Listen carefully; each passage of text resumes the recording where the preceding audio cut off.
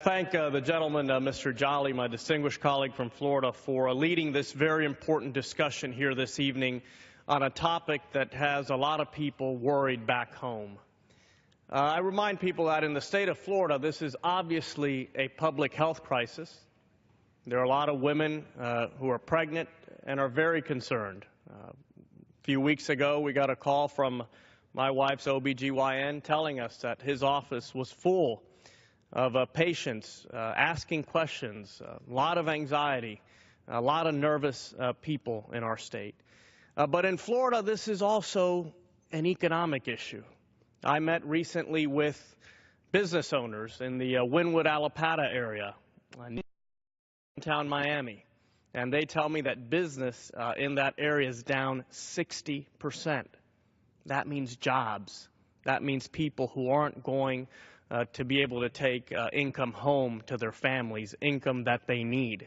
So for us, of course, it's a public health crisis, and that's our number one concern, because we want to make sure that people can live comfortably and feel safe in our state.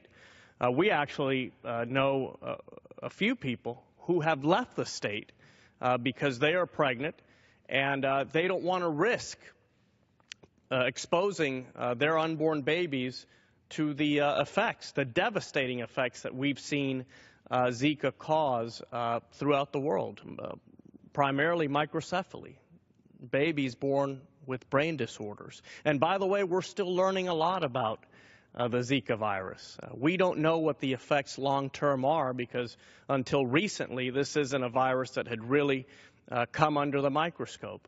But the bottom line is that we need these funds because we need long-term certainty in the fight against Zika. We need long-term certainty so that all the federal agencies, the CDC, Health and Human Services, state agencies, local agencies, so that they can all respond, develop a vaccine, and of course help partner nations overseas. You see, in Florida, we get tourists from all over the world, but especially from Latin America, from South America.